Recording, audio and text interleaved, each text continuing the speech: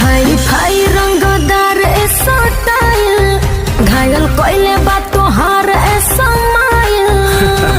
अच्छा हाँ हो कॉल जा तेरी बोल। हाई फाई रंगदार ऐसा टाइल घायल कोयले बात तोहार ऐसा माइल। वादा करो तनी रहब शरण में कोनो फायदा नहीं है। एगो लड़की बसल दिया मन में जवन संगे पढ़ेले ट्यूशन में। हमर भाई होई गोली ओकरे कौन में जवन संगे पढ़ेले ट्यूशन में। समझ में आया।